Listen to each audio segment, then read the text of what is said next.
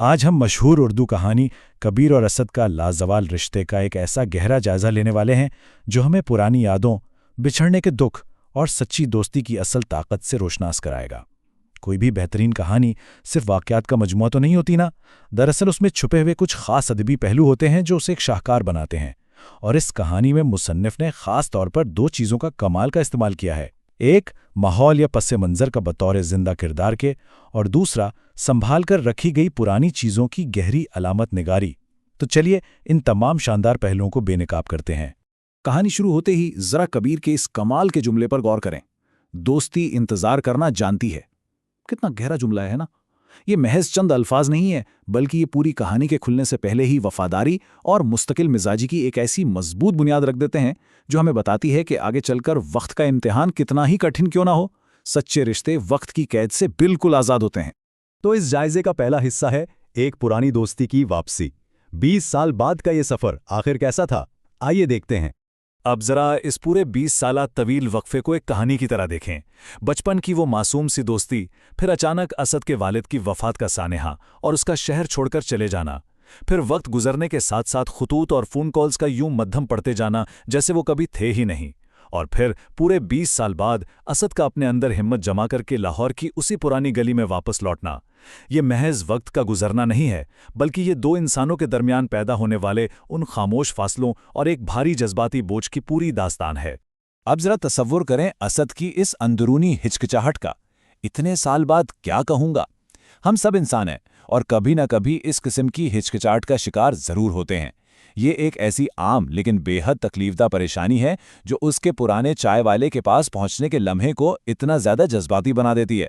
یہ دراصل اسد کا اپنے آپ سے ایک مکالمہ ہے، یہ خوف کہ کیا وہ پرانے لوگ آج بھی اسے ویسے ہی قبول کریں گے۔ اب آتے ہیں کہانی کے ایک بہت ہی زبردست حصے کی طرف، یعنی پس منظر کا بطور ایک کردار کے استعمال ہونا۔ یہاں مصنف نے جو کمال کیا ہے اسے ادب میں ہم سیٹنگ ایز اے کیریکٹر کہتے ہیں۔ ذرا اس منظر کو محسوس کریں، بارش کا وہ رکنا اور پھر سے شروع ہونا، لاہور کی پرانی سڑکیں، پیلی روشنیاں، یہ صرف ماحول کی خوبصورتی نہیں ہے، دراصل یہ بیرونی بارش اسد کے اندر موجود 20 سال کے اس گہرے احساس جرم اور ہچکچاہٹ کو دھو رہی ہے۔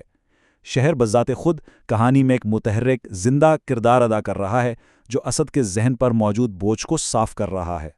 اور پھر اس تنگ گلی کے بالکل آخر میں وہ بورڈ نظر آتا ہے، کبیر بک ہاؤس۔ اب یہ کوئی عام سا بورڈ یا محض ایک دکان کا پتہ نہیں ہے، یہ اسد کے اس لمبے تھکا دینے والے جذباتی سفر کی ایک طرح سے آخری منزل ہے، ایک ایسی جگہ جہاں آخرکار ماضی اور حال نے آپس میں ملنا ہے۔ یہاں ذرا اس زبردست تضاد پر غور کریں۔ ایک طرف اسد کے اندر مچا ہوا طوفان ہے، وہ پریشان ہے، احساس جرم کے بوجھ تلے دبا ہوا تیزی سے گلیوں سے گزر رہا ہے، اور دوسری طرف کبیر کا وہ کمال کا سکون، وہ بالکل اطمینان سے اپنی دکان میں کتاب پڑھ رہا ہے۔ کبیر کا اپنی جگہ پر یوں جمے رہنا دراصل اس بات کی نشانی ہے کہ پچھلی 2 دہائیوں میں اس کے جذبات اپنی جگہ پر بالکل ویسے ہی قائم رہے ہیں جیسے 20 سال پہلے تھے۔ اب چلتے ہیں اس جائزے کے تیسرے اہم ترین حصے کی طرف، یادوں کی علامت اور ان کی اہمیت۔ اور اب ذرا اس پرانے ڈبے کے اندر جھانکتے ہیں جس کے کھلنے پر حیرت کا ایک پہاڑ ٹوٹ پڑتا ہے۔ اس میں کیا ہے؟ بس ایک ٹوٹی ہوئی کرکٹ بال، اسکول کی ایک پرانی سی تصویر اور ایک خط۔ کہانی یہاں ان بظاہر عام سی چیزوں کو رکے ہوئے وقت اور نہ ٹوٹنے والے وعدوں کی علامت بنا کر پیش کر رہی ہے۔ یہ جان کر کیسی حیرانی ہوتی ہے کہ کبیر نے اس پورے عرصے میں اپنے دوست کے ماضی کے ان مادی ٹکڑوں کو کس قدر محبت سے سنبھال کر رکھا ہوا تھا۔ دیکھیں، یہ چیزیں دیکھنے میں تو شاید کباڑ لگیں، لیکن ادب میں اسے زبردست علامت نگاری یا سمبولزم کہتے ہیں۔ یہ ان سنبھالی ہوئی یادوں کی علامت ہے، ایک انتہائی گہری ٹیکنیک جو یہ ظاہر کرتی ہے کہ کس طرح ایک سستی سی ٹوٹی ہوئی کرکٹ بال 20 سال کی خاموش وفاداری، معافی اور بے پناہ محبت کا وزن برداشت کر سکتی ہے۔ یہ چیزیں پکار پکار کر بتا رہی ہیں کہ کبیر کے لیے وقت تو جیسے کبھی آگے بڑھا ہی نہیں تھا۔